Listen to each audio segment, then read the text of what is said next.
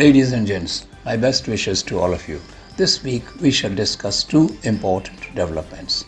First, the likelihood of India becoming a new factory of the world by the end of this decade, that is by 2030. It was a long and hard journey for USA before it became a superpower with an economy of over $25 trillion.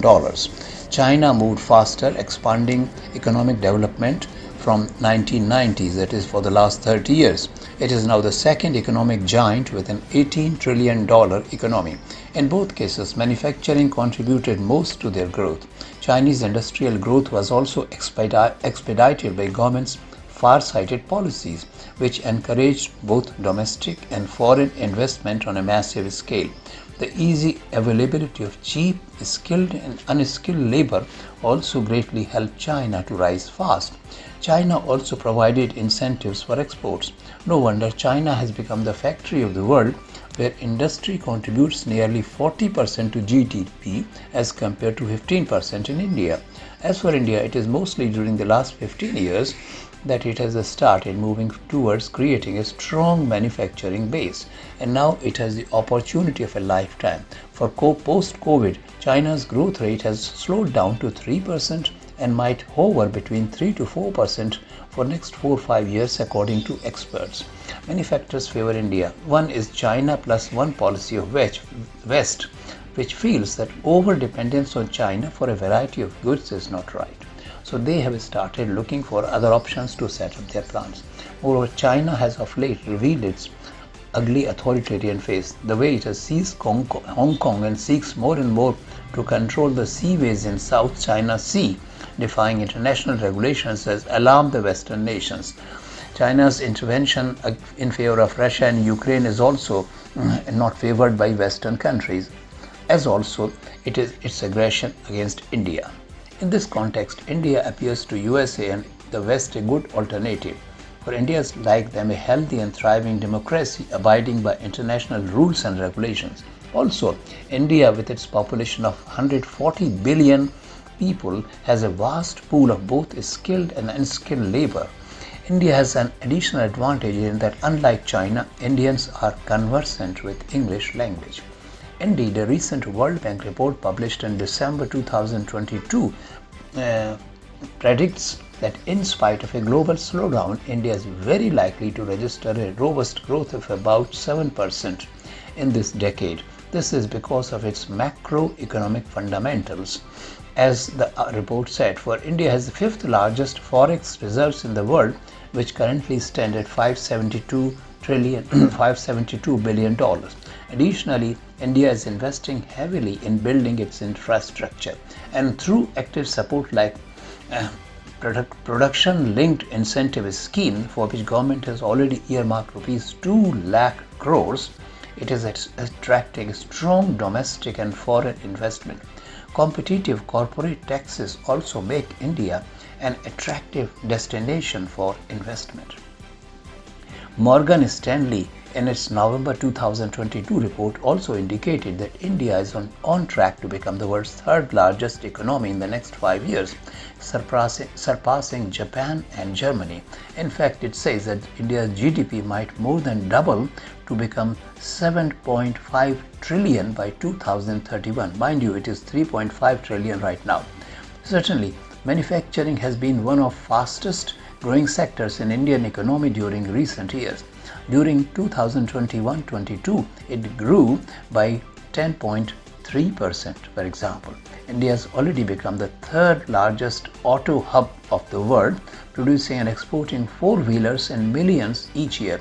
A similar record growth has been registered in pharmaceutical industry, which has doubled within the last 8 years, with a growth rate of over 12%. India's services sector is also booming. The increasing trend of offshoring has only accelerated its growth, making India a leading global destination in IT. India is also taking rapid strides in producing green energy through massive domestic and foreign investments in the sector. In the field of electronics also, India is moving fast. Both Apple and Samsung are manufacturing mobiles on a massive scale in India, as are many other multinationals. So no wonder India has already become the second largest manufacturer of mobile phones in the world. Thus, overall, India's prospects of becoming the new factory of the world look bright in the coming years. Now I come to the second topic of the day, rise and fall of a party, and I am referring here to Kejriwal's AAP party, which was formed in 2012 on the promise of providing clean governance. Actually, it arose out of anti-corruption movement in politics launched by Anna Hazare in 2011, who wanted a Lokpal to be appointed to constantly monitor corruption in government.